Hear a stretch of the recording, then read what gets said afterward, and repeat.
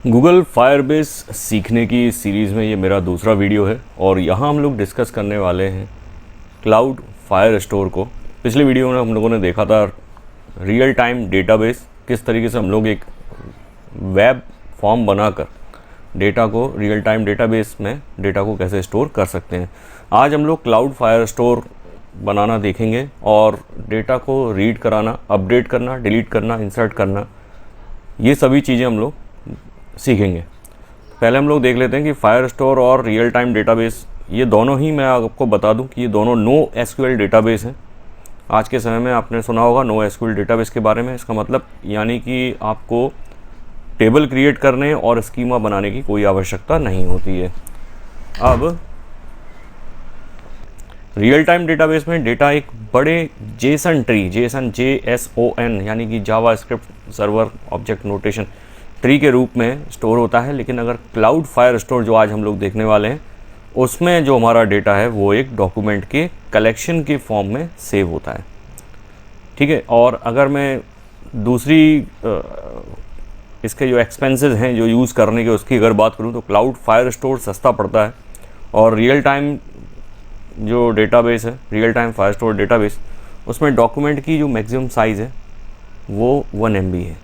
यानी real time database जो है वो महंगा पड़ता है, क्लाउड फायर स्टोर सस्ता पड़ता है और 1 MB की मैक्सिमम साइज होती है क्लाउड फायर स्टोर में, जो आज हम लोग बनाने वाले हैं। रियल टाइम डेटाबेस में क्या है कि रियल टाइम डेटाबेस में आप यूज़र के बीच डेटा को सिंक कर सकते हैं ईजिली। डेटा सिंक जल्दी होता रहता है, इसलिए हम लोग रियल टाइम डेटाबेस यूज़ करते हैं। तो चलिए आज हम लोग बनाने वाले एक वेब फॉर्म, और उस फॉर्म में हम लोग डेटा को डेटाबेस में, जो हम क्लाउड फायर स्टोर का डेटाबेस बनाएंगे, इसमें हम लोग इंसर्ट कराएंगे, फैच कराएंगे। फैच कराने के बाद हम लोग उसको डिलीट करना और अपडेट करना, ये चारों ऑपरेशन हम लोग देखने वाले हैं। तो सबसे पहला काम जो है आप गूगल फायरबेस पर कर लीजिए लॉगिन इस तरीके से, और यहाँ आप क्रिएट प्रोजेक्ट पर आप क्लिक करिए। यहाँ आप सबसे पहले एक प्रोजेक्ट का अपना नाम दे दीजिए, और मान लीजिए प्रोजेक्ट का नाम मैं दे देता हूँ YPDB, और इसके बाद आप कर दीजिए इसको कंटिन्यू। यहाँ पर मैं ऐसे डिसेबल कर रहा हूँ गूगल एनालिटिक्स, क्योंकि मुझे इसकी आवश्यकता है नहीं अभी। तो मैं इसको सिर्फ एक आप लोगों को सिखाने के पर्पज़ से मैं इसको बनाने वाला हूँ। तो इन सभी चीज़ों की हम लोगों को आवश्यकता नहीं है। अगर आप चाहें तो इनको इनेबल कर सकते हैं। आगे करता हूँ क्रिएट प्रोजेक्ट पर क्लिक। क्रिएट प्रोजेक्ट पर क्लिक करने के बाद कुछ ही सेकंड में आपका ये प्रोजेक्ट बन के तैयार हो जाएगा। थोड़ा सा वेट करते हैं, देखते हैं। तो ये हमारा प्रोजेक्ट बन के हो गया है रेडी। मैं कंटिन्यू पर इस पर क्लिक करता हूँ। इसके बाद हमको ये डैशबोर्ड आपको दिखाई देने लग जाएगा। यहाँ आप देखिए getting started by adding Firebase to your app. अब इस फायरबेस डेटाबेस को हम लोगों को किसी ऐप में डालना है, तो यहाँ हम लोग वेब एप्लीकेशन बनाने वाले हैं। यहाँ हमको तीनों ऑप्शन मिल जाते हैं, एप्पल के लिए iOS और एंड्रॉयड और वेब। तो ये हम लोग वेब पर करेंगे क्लिक, और यहाँ हम अपना एक एप्लीकेशन का नाम इसको दे देंगे। तो एप्लीकेशन का कुछ भी नाम मैं दे देता हूँ, स्टूडेंट DB कर देता हूँ, और इस ऐप को कर देता हूँ रजिस्टर।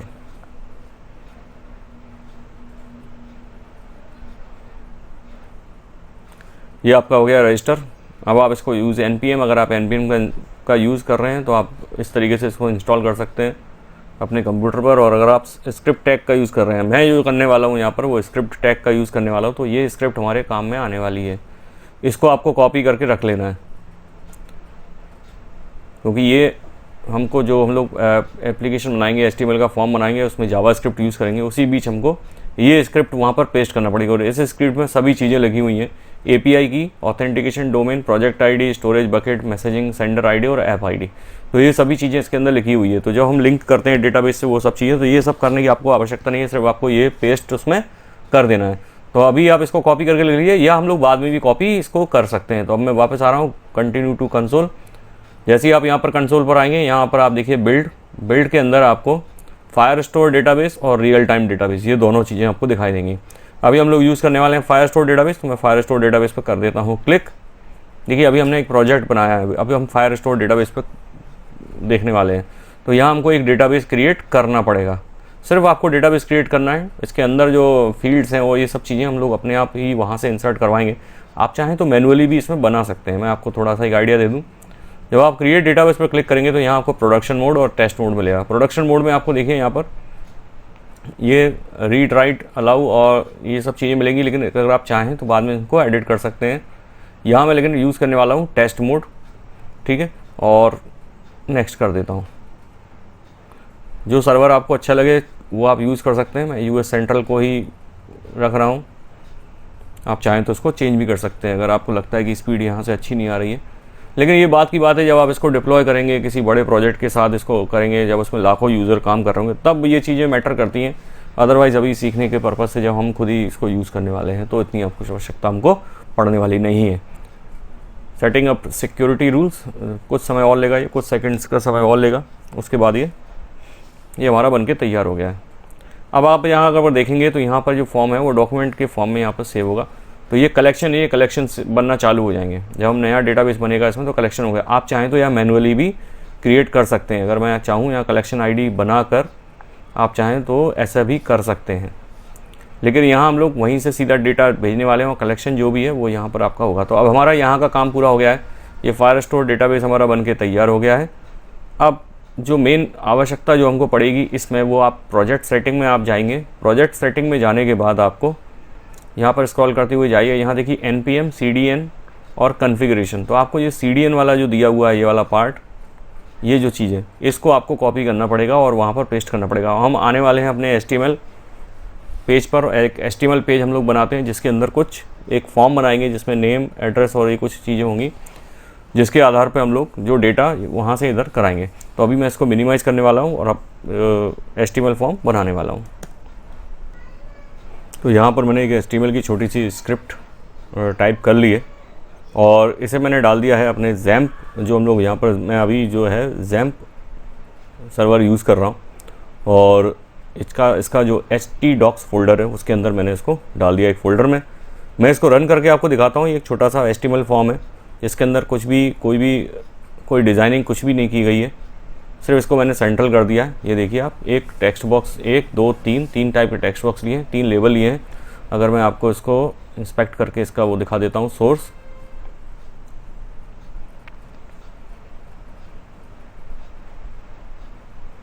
तो यहाँ आप देखें एक लेबल है,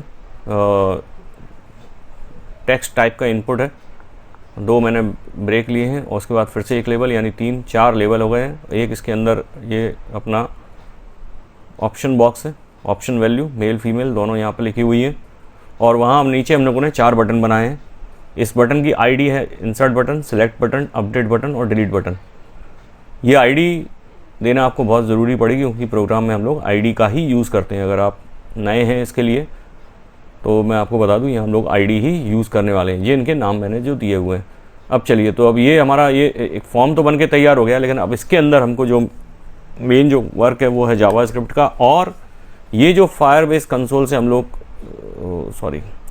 यहाँ से हम लोग ये जो उठाने वाले हैं इसको हमको इसके अंदर पेस्ट करना है। तो ये कहाँ पेस्ट करना है ये भी मैं आपको बता देता हूँ। तो जो आपने यहाँ पर अपना ये जो मैंने आपको कॉपी करने को बोला था, तो ये पूरा पार्ट आप कॉपी कर लीजिए यहाँ से, और इसे ले जाके आप अपने जो डॉक्यूमेंट आप बना रहे हैं, HTML का फॉर्म जो बना रहे हैं, उसके यहाँ पर नीचे यहाँ आप इसको पेस्ट कर दीजिए। तो ये पूरा का पूरा यहाँ पर पेस्ट हो जाएगा। स्क्रिप्ट से स्टार्ट होगा, ध्यान रखें, स्क्रिप्ट टैग से ये स्टार्ट हुआ है, और ये पूरा मैंने यहाँ पर पेस्ट कर दिया है। इसको मैं अलग से आइडेंटिफाई हो जाए इसलिए मैं थोड़ा सा इसमें स्पेस दे दिया है। तो ये चीज़ हमारी कॉपी होके आ गई है। देखिए, अगर आप नया कोई वर्जन यूज़ कर रहे हैं 9.9.10 या नया और या कोई पुराना कर रहे हैं, मैं अभी जो यूज़ कर रहा हूँ 9.6.10 यूज़ कर रहा हूँ इसके अंदर, क्योंकि कुछ फंक्शन हैं जो नए वाले उसमें मिसिंग है। अगर आपके कुछ फंक्शन इसके अंदर नहीं चल रहे तो आप यहाँ पर नए जो यूज़ कर रहे थे उसमें 9.6.10 यूज़ कर लीजिए आप, तो आपको सभी फंक्शन आपके चलना चालू हो जाएंगे। ठीक है, अभी ये कुछ इसके अंदर अब हम लोग और लिखना चालू करेंगे। स्क्रिप्ट यहाँ से चल रही है, अभी स्क्रिप्ट टैग हमने बंद नहीं किया है। ठीक है, और ये सब होने के बाद तो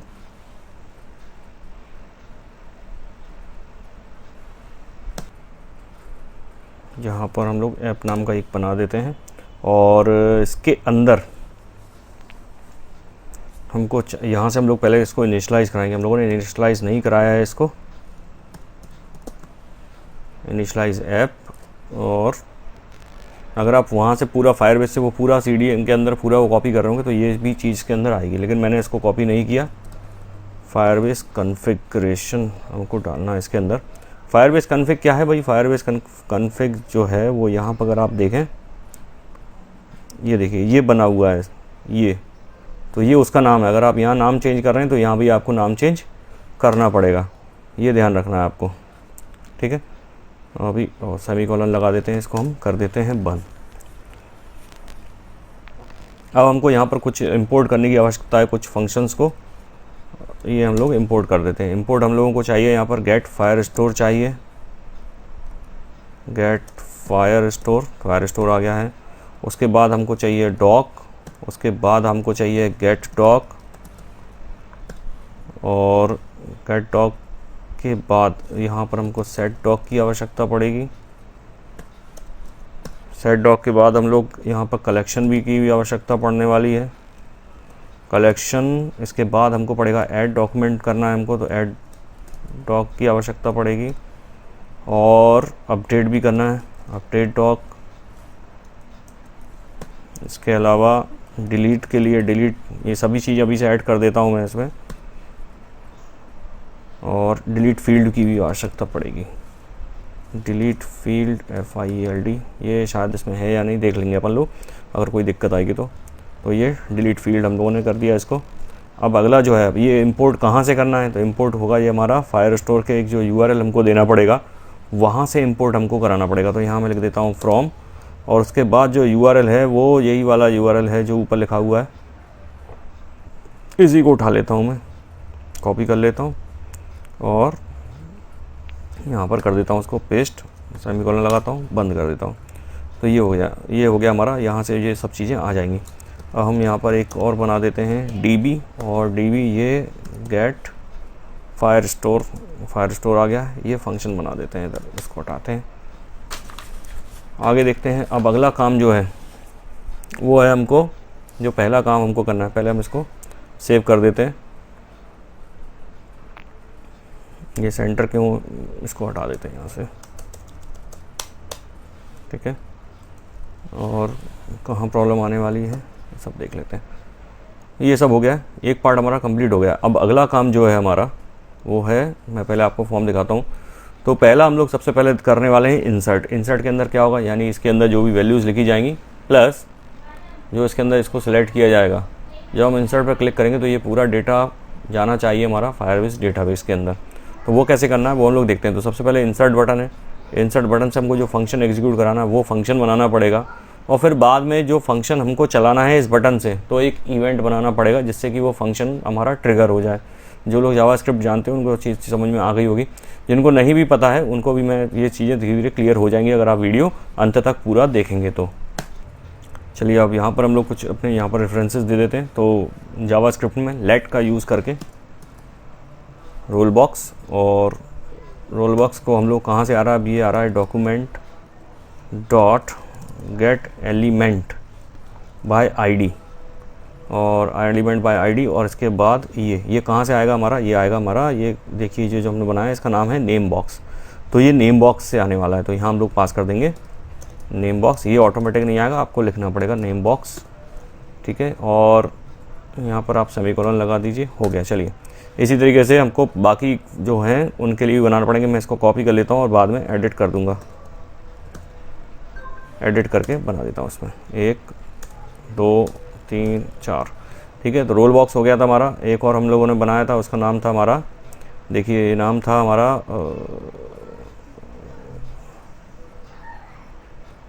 सॉरी, ये हमारा नाम था इसका नेम बॉक्स, पहले वाले का था नेम बॉक्स, तो यहाँ नेम बॉक्स कर देता हूँ मैं, कोई दिक्कत नहीं है, 2 मिनट में एडिट हो जाएगा। ये नेम बॉक्स हो गया। रोल बॉक्स की जगह यहाँ पर रोल बॉक्स कर देता हूँ, रोल बॉक्स, ठीक है। उसके बाद हमारा था सेक बॉक्स,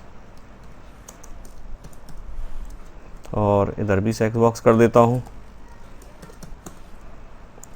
इसके अलावा यहाँ हम लोगों का था रोल बॉक्स, सेक, ये नेम हो गया, रोल नंबर हो गया, सेक बॉक्स हो गया। सेक बॉक्स के अलावा हम लोगों ने बनाया था जेंडर, तो ये जेन बॉक्स बना देते हैं इधर। अच्छा, यहाँ पर जो हमने बटन बनाए उनका भी बनाना पड़ेगा अभी, चलिए वो भी बना देते हैं। ये जेन बॉक्स हो गया, और इधर भी जेन बॉक्स कर देता हूँ। चलिए ये हो गया। तो ये चारों चीज़ें हो गई हैं, इसकी आवश्यकता नहीं है हमको, लेकिन हमको यहाँ पर बटन की वो लिखना है, तो बटन का कोड भी लिखना पड़ेगा। तो ये लेट बटन्स के नाम हम लोग दे देते हैं यहाँ पर पहला नाम इंसर्ट बटन INSBTN दे देते हैं इसको, इक्वल टू, और ये पूरा ही हमको लेना पड़ेगा, तो ये मैं फिर से कॉपी कर लेता हूँ और इसमें एडिट करता हुआ जाता हूँ, इससे अपना समय थोड़ा सा बच जाएगा। ये देखिए ये मैंने कर दिया है पेस्ट, और इसका नाम दे देता हूँ INSBTN, और यहाँ भी दे देता हूँ INSBTN, ठीक है। और अब कर लेता हूँ मैं इसको कॉपी। 4 बटन हम लोगों ने बनाए हैं, तो 4 यहाँ पर इसके लिए देना पड़ेंगे हमको। इंसर्ट बटन है हमारा, और उसके बाद जो बनाया है वो सिलेक्ट बटन है, तो SEL सेलेक्ट BTN, ठीक है। और यहाँ भी वही कर देता हूँ SEL BTN, सेलेक्ट हो गया, इंसर्ट हो गया, सेलेक्ट हो गया। सेलेक्ट के बाद हम लोगों ने बनाया जो अपडेट बनाया है UPD BTN अपडेट बटन बनाया हमने, UPD BTN उसकी ID है, UPD BTN, यहाँ पर ID में पास कर देता हूँ।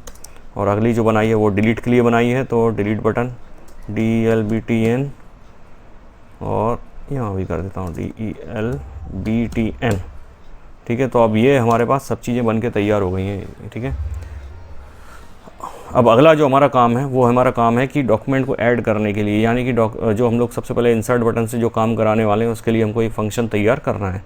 अब फंक्शन बनाना है तो वो फंक्शन हम लोग बना देते हैं, और फिर इसको असाइन कर देंगे इस फंक्शन को एक इवेंट से, जो कि वो इवेंट होगा क्लिक इवेंट, और जो कि कब काम करेगा जब हम इंसर्ट बटन पर क्लिक करेंगे। तो यहाँ पर हम लोग जो फंक्शन यूज़ करने वाले हैं वो है हमारा async फंक्शन। async फंक्शन हम लोग इसके अंदर यूज़ करते हैं। async फंक्शन यूज़ करने का तरीका मैं आपको बता देता हूँ कैसे करना है।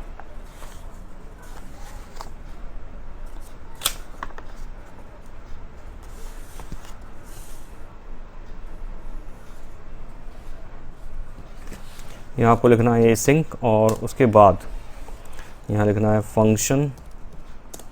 यहाँ पर हम लोग जो करने वाले हैं वो ऐड डॉक्यूमेंट नाम का एक फ़ंक्शन हम लोग बना देते हैं।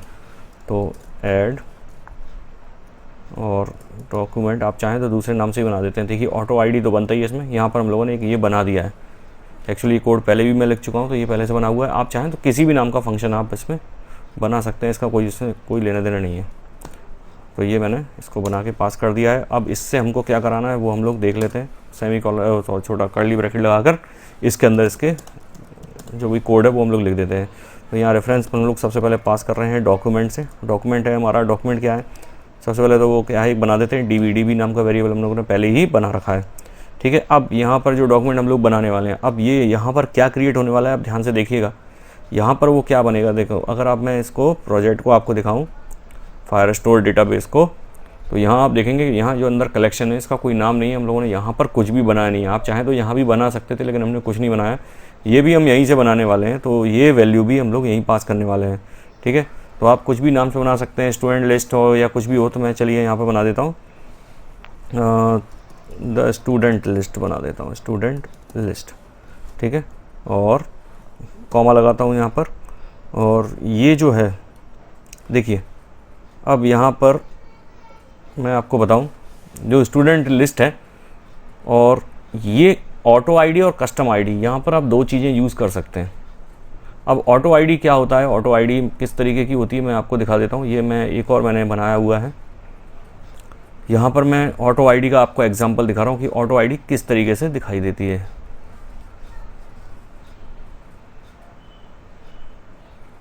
ये देखिए आप, तो ये जो चीज़ दिख रही है आपको, ये एक कुछ अजीब सा नंबर आ रहा है, ये ऑटो ID है जो कि इसने फायरबेस ने इस डॉक्यूमेंट को दी है।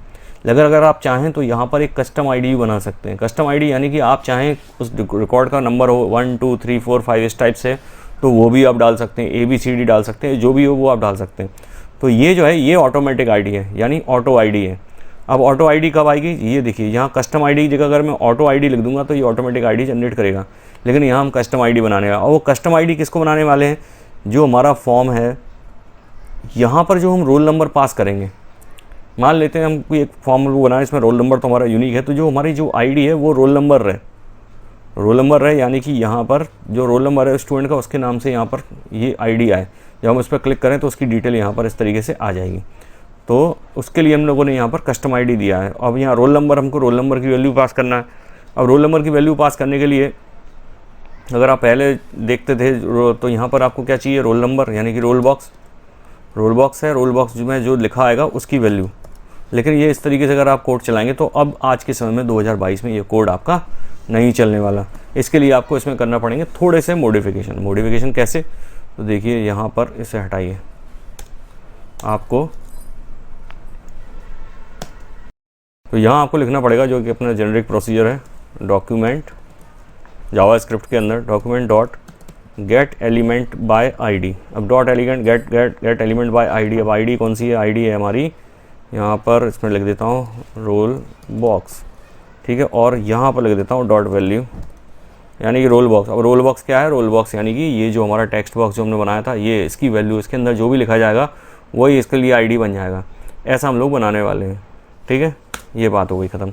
अब यहाँ पर हम लोगों ने जो यूज़ करना है फंक्शन, वो है हमको अवेट फंक्शन का यूज़ करना पड़ेगा, और अवेट के साथ हम लोग यूज़ करेंगे सेट डॉक फंक्शन। और सेट डॉक में हम लोग क्या डालने वाले हैं, सेट डॉक फंक्शन के अंदर हमको बहुत सारी चीज़ें लिखना पड़ेंगी, सभी की वैल्यू पास करना पड़ेगी। तो सबसे पहले देखिए, अब इसके अंदर हम लोग वो लिखेंगे जो हमारे वहाँ पर फील्ड के नाम बनने वाले हैं, यानी कि अगर मैं देखिए आप ये वाला अगर ये दिखाऊं तो यहाँ देखिए आप gender, name of student, roll number, section, ये जो चीज़ आ रही है ना, ये हमको यहाँ पर बताना पड़ेगा कि ये भी हमको लाना है यहाँ से। तो हमको इधर भी डॉक्यूमेंट बनाने के लिए उसकी फील्ड्स यहीं पर बनाना पड़ेंगी। तो यहाँ पर मैं नेम ऑफ स्टूडेंट कर देता हूँ, कॉलर लगाता हूँ, और फिर ये पूरा इस टाइप का डॉक्यूमेंट आपको पास करना, ये इस टाइप की वैल्यू हमको पास करना पड़ेगी। सॉरी, ये इधर से लाता हूँ मैं और इधर इसको पास कर देता हूँ, name of student they this.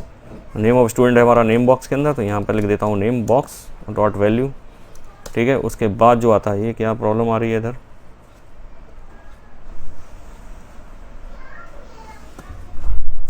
Name of student set doc, चलिए अनएक्सपेक्टेड कुछ चीज़ मिसिंग है यहाँ पर, देखते हैं क्या दिक्कत है। यहाँ पर हम लोगों ने सेट डॉक के बाद ये रेफरेंस नहीं लगाया था, इसकी वजह से एरर आ रही थी, इसे हमने अब दूर कर दिया है। यहाँ पर डॉट वैल्यू ये हो गया है, डॉट वैल्यू, ठीक है। इसके बाद एंटर करते हैं। अगला जो हमको लिखना है वो है, यहाँ पर कॉमा लगा दिया मैंने, चूँकि हमारे पास अभी और भी वैल्यूज़ हैं, ख़त्म नहीं हुई हैं। तो ये रोल नेम ऑफ स्टूडेंट हो गया। उसके बाद हमको यहाँ पर पास करना है रोल नंबर, लिखना है वहाँ पर, बनाना है रोल नंबर। तो ये रोल नंबर ले लेता हूँ मैं। रोल नंबर के लिए रोल बॉक्स, रोल नंबर ही हमारा अंदर वैल्यू भी वो भी जाएगा और ये भी जाएगा, सॉरी। तो ये पूरा का पूरा हम फिर से लिख देते हैं और इसके अंदर इसको कर देते हैं कॉपी, और यहाँ कर देता हूँ मैं पेस्ट, और यहाँ पर आ जाएगा हमारा रोल बॉक्स डॉट वैल्यू, ठीक है। इसके बाद दो फील्ड और है हमारी, रोल नंबर, सेक्शन और जेंडर, ठीक है। और ये रोल सेक्शन आएगा हमारा सेक बॉक्स से,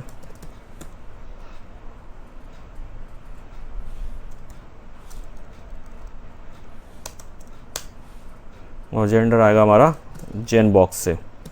आईडी आपको लिखना है, ध्यान रहे, जेन बॉक्स इस टाइप का है शायद, ये देख लेते हैं क्या है, जेन बॉक्स, ठीक है।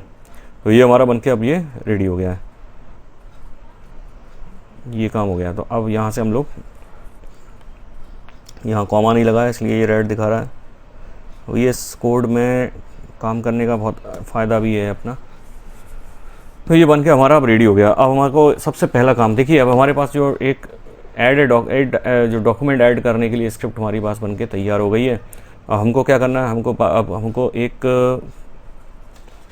इवेंट बनाना है, यानी कि जो असाइनिंग, ये जो कहते हैं ना असाइनिंग इवेंट टू बटन्स। तो अभी बटन्स पर कोई इवेंट असाइन नहीं है, अगर हम इस पर क्लिक करेंगे तो कुछ होना जाना नहीं है। ये जो चीज़ दिख रही है, इस पर क्लिक करने से कुछ नहीं होगा। देखिए ये खाली बटन है, लेकिन अब इनके साथ हम एक कुछ कमांड एसोसिएट करेंगे जिससे कि कुछ फंक्शन रन करेंगे। हम फंक्शन कौन सा रन कराना है, हमको ये वाला फंक्शन रन कराना है और क्लिक करा के कराना है।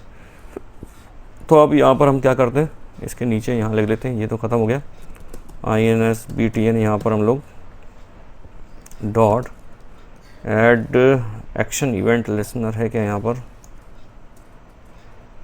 ऐड इवेंट लिसनर होगा, ऐड इवेंट नहीं,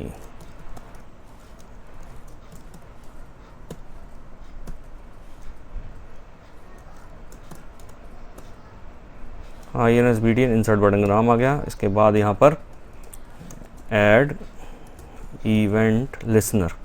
इवेंट लिसनर क्या करता है, ये इवेंट देखता है। तो कौन सा इवेंट यूज़ करना है हमको, क्लिक इवेंट करना है। तो जब कोई क्लिक करेगा इस पर तो क्या होना चाहिए वो इसके बाद आपको लिखना है। अब जो क्या हमको एक फंक्शन, अब जब कोई इस पर क्लिक करे तो एक फंक्शन रन होना चाहिए। उस फंक्शन का नाम क्या है, ऐड डॉक्यूमेंट कस्टम आईडी, जो फंक्शन हमने ऊपर बना रखा है।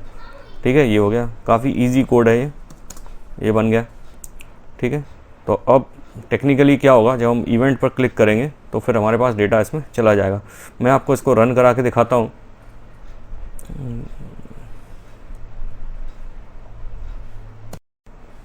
यहाँ पर कुछ चीज़ें मैंने और ऐड कर दी हैं। अगर इस फंक्शन के बारे में आप नहीं जानते तो आप थोड़ा सा इसके बारे में पढ़ लीजिएगा। ये इक्वल टू और एरो, अगर आप जावा जानते होंगे तो आपको एक्सेप्शन हैंडलिंग पता होगी। तो यहाँ हम लोग ये एक्सेप्शन हैंडल करवा रहे हैं कि जब यदि ये डेटा हमारा सेव हो जाता है, ये देखिए लिखा है डॉट देन, यानी कि सब एग्जीक्यूशन हमारा पूरा हो जाता है तो फिर ये अगर सक्सेसफुल होता है तो हम यहाँ अलर्ट एक जनरेट करवा रहे हैं, जिससे हमको पता रहे कि क्या होने वाला। अगर नहीं भी होता है तो हमको पता तो रहेगा कोड में क्या हो रहा है, और अगर नहीं होता है तो ये एक्सेप्शन हैंडल कर लेगा और यहाँ पर अनसक्सेसफुल एरर, इस टाइप की एरर एक जनरेट कर देगा। तो ये हमारा जो ऐड डॉक्यूमेंट कस्टम आईडी से हमारा ये बन के हमारा तैयार हो गया है। अब हम इसको रन करके देखते हैं और ये काम करता है कि नहीं। एक ही हम लोगों ने अभी इसके अंदर इवेंट डाला है जो कि है इंसर्ट का, बाकी मैं इसके अंदर अपलोड अभी और करेंगे। पहले हम इसको रन करके देख लेते हैं। इसको करता हूँ मैं Ctrl+S और इसको हम रन करके देखते हैं। तो ये रहा हमारा आईडी। और क्या हुआ, चलिए इसके अंदर थोड़ा सा मैंने एक स्क्रिप्ट जो मेरे पास पड़ी हुई थी CSS की, वो मैंने डाल दी। इससे कुछ नहीं हुआ है, ये सेंटर में हो गया है और ये हमारा यहाँ बैक में इसका ब्लू कलर हो गया है। ज़्यादा इसके अंदर कुछ हम लोगों ने यूज़ नहीं किया है, जिससे कि आपको जो मेन जो कोड है उस पर आप फोकस कर सकें और बाकी चीज़ें आप उससे डिस्ट्रैक्ट ना हो। तो यहाँ मैं यशवंत ये अपना डालने वाला हूँ, रोल नंबर डाल देता हूँ 771 डाल देता हूँ। चलिए सेक्शन डाल देता हूँ A और इंसर्ट पे क्लिक करता हूँ। ये देखिए डेटा एडिट सक्सेसफुली, इसका मतलब ये अलर्ट हमारा जनरेट हो गया, यानी डेटा इसके अंदर चला गया है। जब भी आप इसको इस टाइप की चीज़ें चलाएं तो ये टेस्ट करने के लिए इंस्पेक्ट में जाके यहाँ आप कंसोल ओपन करके बैठ जाएगा। तो अगर कुछ एरर होगी तो वो आपको कंसोल में आपको दिखाई दे देगी। तो अभी एक एरर आ रही थी जो कि मैंने दूर इसके अंदर कर दी है, कुछ चीज़ मिस हो गई थी मुझसे। और अब हम देखते हैं अपने फायरबेस के अंदर कि ये गया है कि नहीं। तो देखिए 71 नाम का, ये देखिए ये कलेक्शन अपने आप बन गया है, स्टूडेंट लिस्ट। और ये जो डेटा हम लोगों ने अभी डाला था, देखिए gender, name of student, roll number और सेक्शन, ये इसके अंदर अपने आप आ गया है। ठीक है, तो ये डेटा इसके अंदर आ गया। और ये जो आईडी बनी है, अगर आप इस वाले इससे कंपेयर करें तो देखिए ये जो है, ये इसको कहते हैं हम लोग ऑटो आईडी। ऑटो आईडी इस तरीके की जनरेट होती है, लेकिन अगर हम चाहें कस्टम आईडी भी अपने लिए जनरेट कर सकते हैं। तो ये हम लोगों ने इसमें कस्टम आईडी बना के दिखाया है आपको। ये देखिए आगे का जो कोड है वो है हमारा डिलीट। अब इसके बाद हम लोग जो जोड़ने वाले हैं वो है रीड करने के लिए। तो रीड करने के लिए हम लोग यहाँ पर सेलेक्ट बटन हम लोगों ने बनाया है। यहाँ पर फ्रंट एंड पर कहाँ गया भाई, ये रहा, ये सेलेक्ट बटन मैंने बनाया हुआ है। हम सेलेक्ट बटन के लिए क्या करेंगे, सेलेक्ट बटन के लिए हमको पहले तो कोड लिखना है कि जो फंक्शन एग्जीक्यूट कराना है, और फिर उसके बाद हम लोग असाइन करेंगे इस इवेंट को इस बटन से। तो इसके लिए हम लोगों को क्या करना पड़ेगा, डॉक्यूमेंट निकालने के लिए हम एक और बना लेते हैं। इसी के नीचे यहाँ पर ये इधर कंप्लीट हो गया है। चलिए ठीक है, यहाँ पर हम लोग बना देते हैं गेटिंग ए डॉक्यूमेंट के लिए फिर से एसिंग फंक्शन का यूज़ करना पड़ेगा, एसिंग फंक्शन। और एक फंक्शन बना देता हूँ get a document. Get a document नाम का एक फंक्शन मैंने बना दिया, आप चाहें किसी भी नाम से आप बना सकते हैं। ठीक है, यहाँ पर सेमीकोलन लगा दिया है, इसको चालू कर देता हूँ।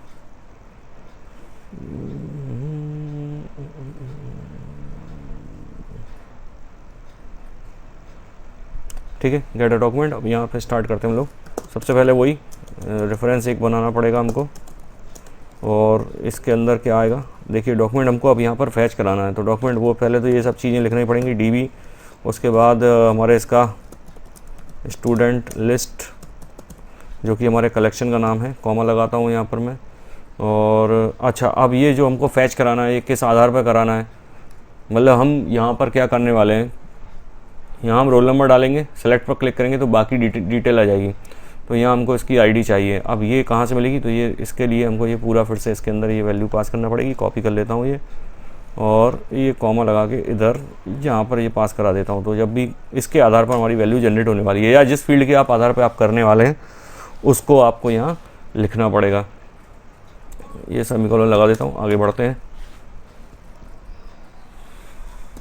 अच्छा, अभी यहाँ मैं एक डॉक्यूमेंट स्नैप का यूज़ करने वाला हूँ।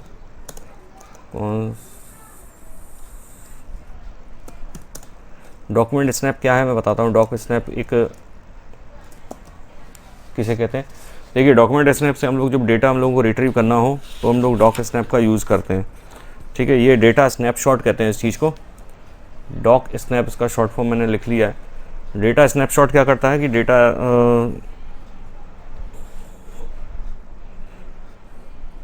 डेटाबेस की एक लोकेशन जो है वहाँ से हम लोग डेटा इसमें से उठाते हैं। जब भी हमको डेटाबेस से डेटा की ज़रूरत होती है तो हम लोग इसको, इसलिए हम उसको डेटा स्नैपशॉट कहते हैं। डेटा स्नैपशॉट क्या है, एक्चुअली डेटा का ये पूरा डेटा तो नहीं आ रहा, डेटा का कुछ पार्ट निकल के आ रहा है। आपका 100, 150, 200 रिकॉर्ड हैं, 200 रिकॉर्ड में से कोई एक रिकॉर्ड आपको निकाल के चाहिए, तो उस केस में हम लोग डॉक्यूमेंट स्नैपशॉट या डेटा स्नैपशॉट का यूज़ करते हैं। ये डॉक स्नैप यूज़ कर रहा हूँ मैं यहाँ पर, और इसके साथ मैं अवेट फंक्शन इसमें फिर से लगाना पड़ेगा हमको। अवेट फंक्शन के साथ यहाँ मैंने जो ऊपर गेट डॉक लिया था वो अब उसका यूज़ यहाँ पर आने वाला है, गेट डॉक का। और गेट डॉक के अंदर हम लोग यहाँ पास कर देते हैं रेफरेंस, ब्रैकेट में देना, डॉट नहीं, ये इस तरीके से पास करना पड़ेगा शायद। चलिए एंटर करते हैं, देख लेंगे अगर कोई समस्या होगी तो आगे इसका समाधान कर लेंगे। अवेट के बाद गेट डॉट नहीं लगाना होगा, स्पेस होगा इधर। चलिए अभी तक तो सबको सही नज़र आ रहा है। अब यहाँ पर पहले हम देख लेते हैं अगर डेटा नहीं होगा तो उस केस में हम लोगों को एक एरर जनरेट कराना है। तो यहाँ हम लोग डॉक स्नैप और क्या करें, डॉट इसके साथ एक फंक्शन है exist, doc snap dot exist, exist function होता है। ठीक है, एग्जिस्ट फंक्शन है। अगर एग्जिस्ट फंक्शन यानी कि इसके अंदर डेटा होगा तो फिर ये क्या है, उस केस में हमको डेटा रिट्रीव करना है। तो यहाँ फिर हम उसकी वो सब यहाँ पर लिखते हैं। अब यहाँ फिर से हमको ये सब लिखना पड़ेगा। यहाँ पर क्या चाहिए हमको, अगर डेटा मिल गया तो डेटा कौन सा डेटा चाहिए, तो पहले तो नेम बॉक्स का डेटा चाहिए। नेम बॉक्स का data dot value equal to, ठीक है। अच्छा, इसके अंदर जो वैल्यू आएगी वो कहाँ से आएगी, वो वैल्यू कहाँ से आएगी, तो वो आएगी डॉक स्नैप से, doc snap dot data function है, डेटा फंक्शन उठा लेगा डॉट, और ये क्या है, फील्ड का नाम हमारा नेम ऑफ स्टूडेंट है उस डेटाबेस के अंदर। तो वो हमको यहाँ पर लिखना पड़ेगा, यानी कि इसकी जो वैल्यू आएगी डॉक स्नैप जो डेटा स्नैपशॉट है वो नेम ऑफ स्टूडेंट की वैल्यू लेके आएगा, वो काय में पेस्ट कर देगा नेम बॉक्स नाम के, जिसकी आईडी नेम बॉक्स है उस टेक्स्ट बॉक्स में ये प्रिंट कर देगा। इसी तरीके से हमको सेक बॉक्स की भी चाहिए। इसको हम काम करते हैं, पूरा ये ऊपर का कॉपी कर लेते हैं, थोड़ा सा एडिट कर देंगे, काम चल जाएगा। तो हमको बार बार लिखना नहीं पड़ेगा। ये हो गया गेट एलिमेंट बाय आईडी। यहाँ पर हमको चाहिए सेक बॉक्स डाल देते हैं। सेक बॉक्स के अंदर किसकी वैल्यू चाहिए, कहाँ से चाहिए, सेक्शन से चाहिए, सेक्शन आ गया। चलिए अगला क्या है, अगला वैल्यू हमको चाहिए किस चीज़ का, नेम है, सेक्शन है, अच्छा जेंडर भी है अभी एक। अब जेंडर वैल्यू कहाँ से आएगी, इसकी आईडी क्या है, जेन बॉक्स के अंदर डेटा कहाँ से आएगा भाई, डेटा आएगा हमारा ये एग्जैक्ट वैसा का वैसा होना चाहिए। डेटा जो आएगा वो आएगा हमारा यहाँ से नेम ऑफ स्टूडेंट, ये आएगा जेंडर डाला है शायद हमने, डॉट जेंडर हो गया। और ये सेक्शन नहीं है, ये क्या है हमारा नेम, सेक्शन, और क्या था, रोल नंबर तो हम लोग पुट कर ही रहे हैं, तो नेम हो गया, सेक्शन हो गया और जेंडर हो गया। बस इसकी हमको आवश्यकता नहीं है, ज़्यादा लग गए। ठीक है, तो नेम, सेक्शन और जेंडर, रोल नंबर तो हम लोग पुट करने वाले हैं, उसी आधार पर तो डेटा निकलने वाला है। चलिए अब क्या कर सकते हैं, कंट्रोल एस करता हूँ मैं। अब इसको हम लोग रन करके देखते हैं एक बार फिर से। ठीक है, इसको क्लियर कर देता हूँ मैं। क्लियर करने के बाद देखिए यहाँ पर मैं डालता हूँ 71 और क्लिक करता हूँ, देखते हैं क्या होता है, क्या डेटा आता है या नहीं आता है।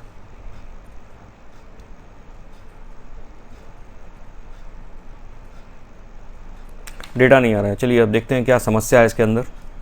देखिए जब तक अपन लोग इवेंट इसको असाइन नहीं करेंगे, देखिए कितनी बड़ी बेवकूफ़ी करी है यहाँ पर।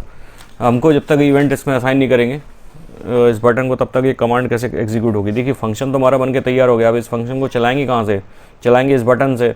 अब इस बटन को भी एक इवेंट हमको बना के देना पड़ेगा, तभी तो ये काम करेगा। तो इसके लिए हम लोगों ने बना रखा था सिलेक्ट बटन BTN, ठीक है, डॉट, फिर से वही ऐड एक्शन इवेंट लिसनर, उसके बाद इसका इवेंट, यानी कि जो एग्जीक्यूट करा रहे हैं कमांड किस आधार पर करा रहे हैं, वही क्लिक कराने पर करा रहे हैं। तो यहाँ पर कर दिया है क्लिक। और फंक्शन कौन सा फंक्शन चलाना है, तो फंक्शन हमको चलाना है गेट डॉक्यूमेंट वाला फंक्शन, वही उसको पास कर दो। यहाँ पे गेट डॉक्यूमेंट है क्या भाई, यहाँ पर आ गया भाई, आ गया इधर गेट और डॉक्यूमेंट, और बस शायद इसके बाद सेमीकोलन, और ये बंद कर दिया। तो ये हो गया सेट। हम एक बार फिर से चला के देखते हैं, अगर कोई एरर होगी तो फिर ये आ जाएगा। एक बार हम इसको रिफ़्रेश करते हैं। रिफ़्रेश करने के बाद यहाँ पर रोल नंबर डाल देता हूँ 71, सेलेक्ट पे क्लिक करता हूँ। ये देखिए ये कंसोल पर एक एरर आया है, वो आया document snap exist is not a function. Doc snap कोई फंक्शन नहीं है भाई, क्यों ऐसा बोल रहा है ये। चलिए देखते हैं क्या समाधान निकल सकता है इसका। तो भाई सॉल्यूशन निकल चुका है। समस्या कहाँ पर थी, समस्या ये है कि ये डॉक स्नैप डॉट एग्जिस्ट होता है, एग्जिट नहीं होता है, ऐसा लगाना भूल गए हम लोग। छोटी मोटी गलतियाँ होती रहती हैं प्रोग्रामिंग में, लेकिन आपको पता चलना चाहिए, आपको ये आना चाहिए कि वह गलती कहाँ हो रही है। तो उसके लिए सबसे अच्छा है अगर आप वेब यूज़ करते हैं तो कंसोल आप खोलें, यहाँ पर आपको जल्दी से जल्दी पता चल जाएगा। जैसे कि आप कोई प्रोग्रामिंग लैंग्वेज पढ़ते हैं आईडी पढ़ते हैं, जब रन करते हैं तो वो एरर बता देता है। इसी तरीके से अगर आप वेब पर कोई काम कर रहे हैं तो ये कंसोल सबसे अच्छा तरीका है इसको यूज़ करने का। कंसोल आप खोल लीजिए, यहाँ आपको सब पता चलता रहेगा। तो चलिए यहाँ पर हम रोल नंबर डालते हैं 71। अब 71 डालने के बाद देखिए इंसर्ट, ये सेलेक्ट बटन से क्या होगा, देखिए मैं आपको फिर से एक बार बता दूं। सेलेक्ट बटन से जो लोग जावास्क्रिप्ट में नए हैं, यहाँ पर हम लोगों ने इवेंट बना रखा है सेलेक्ट बटन से क्लिक इवेंट, यानी जब हम इस पर क्लिक कर रहे हैं तो गेट ए डॉक्यूमेंट नाम का ये फंक्शन रन हो रहा है। अब गेट ए डॉक्यूमेंट फंक्शन कहाँ है, ये है फंक्शन भाई। इसके अंदर ये जो कहानी लिखी है ये क्या कह रही है, ये कहानी ये कह रही है कि अगर डॉक्यूमेंट मिल जाए तो ये सब निकाल दो, ठीक है। नहीं मिल जाए तो उसके लिए हमने कुछ लिखा नहीं है अभी यहाँ पे, चाहे तो आप लिख सकते हैं एरर जनरेट करने के लिए। यहाँ मैं सेलेक्ट पे क्लिक करता हूँ, देखिए क्या है, रिकॉर्ड आता है कि नहीं। देखिए रिकॉर्ड आ गया इसमें, यशवंत, और ये सेक्शन है और ये मेल, ये आ गया। ये सब चीज़ें इसके अंदर निकल के आ गई है। इसी प्रकार से अब हमारे पास 2 बटन और बने हैं, अपडेट और डिलीट। फटाफट से इनका कोड भी और लिखते हैं और फिर इनको हम लोग बना के दिखाते हैं। तो फटाफट से मैं थोड़ा सा फास्ट फॉरवर्ड में इस सबको करने वाला हूँ, आपको समझ में तो आ ही गया होगा। तो मैं इसको फिर रन करके आपको दिखाता हूँ। थोड़ा मैं देर के लिए मैं इसको रोकता हूँ और फिर ये पूरा कंप्लीट करके फिर आपको बताता हूँ। तो भाई देखिए पूरा प्रोग्राम हमारा बनकर तैयार हो गया, चारों फंक्शन बनकर तैयार हो गए। Update field in a document एक फंक्शन मैंने यहाँ बनाया है, और डिलीट अ डॉक्यूमेंट एक फंक्शन ये बनाया। आप चाहे छोटे छोटे नाम भी ले सकते हैं फंक्शन के, लेकिन नाम जो है फंक्शन का वो रिलेवेंट रखें। जैसे कि किसी कोड अगर आप किसी दूसरे व्यक्ति को दें तो उसको समझ में आएगा ये फंक्शन किसके लिए बनाया था, ठीक है। फंक्शन 1 फंक्शन 2 कई लोग FUN1 FUN2 बना देते हैं, लेकिन बाद में समझ में नहीं आता। उनको तो समझ में आ जाता है भाई मैंने किसके लिए बनाया था, लेकिन जब यही प्रोग्राम में किसी दो, मान लीजिए मैं आपको ही दूंगा तो आपको समझ में तो आएगा ये प्रोग्राम किसके लिए दिया था और किसके लिए बनाता था। एक नाम रिलेवेंट सा नाम हम उसमें रख देंगे। तो ये चारों इवेंट बन गए हम लोगों के, ये सब बन गया। मैं इसको करने वाला हूँ रन, और फिर आपको बताते हैं कि ये किस तरीके से काम कर रहा है। चलिए तो ये रहा। अब मैं इसको रिफ़्रेश कर देता हूँ। तो चारों ऑपरेशन मैं आपको करके दिखाने वाला हूँ यहाँ पर। चलिए मैं पहला ऑपरेशन कराता हूँ YP का, YP के नाम से इसको सेव करता हूँ। रोल नंबर डाल देता हूँ 120, सेक्शन डाल देता हूँ इसके अंदर G, और ये मेल कर देता हूँ। इंसर्ट करता हूँ, डेटा एडिट सक्सेसफुली, ओके। अभी ब्लैंक करने के लिए मैंने कोई फंक्शन नहीं बनाया है। अगर आप चाहें तो आप इसके बाद जैसे रिकॉर्ड अपडेट होता है उसके बाद इसको ब्लैंक करने के लिए फंक्शन बना सकते हैं। मैंने मिनिमम से मिनिमम कोड यूज़ किया है, और जिसके अंदर कोई डिज़ाइनिंग भी नहीं है, कुछ भी नहीं है। ये सब चीज़ें आप बाद में कहीं से भी चिपका सकते हैं, कोई CSS या बूटस्ट्रैप कुछ भी आप यूज़ कर सकते हैं। मेरा फोकस था कि आपको मेन जो कोड है उस पर फोकस है, इसलिए मैंने कम से कम कोड इसमें यूज़ किया है। अगला जो है हमारा रिकॉर्ड फैच करने के लिए, तो चलिए अभी 120 जो रोल नंबर डाला था इसको ही हम फैच कर लेते हैं। ये देखिए ये टेस्टेड हो गया, ये देखिए ये आ गया है, ये रिकॉर्ड फैच होके आ गया है। अब मान लीजिए कोई रिकॉर्ड आपको अपडेट करना है, तो मान लीजिए ये 120 वाला रिकॉर्ड है, ये YP के नाम से है। अब मैं इसको अपडेट करने वाला हूँ यहाँ पर। इसे फिर से मैं एक बार रिफ़्रेश करता हूँ, ये लिखता हूँ 120, इसका नाम है YP ना लिख के इसका नाम लिख देता हूँ यशवंत पाठक, पूरा नाम लिख देता हूँ अपना,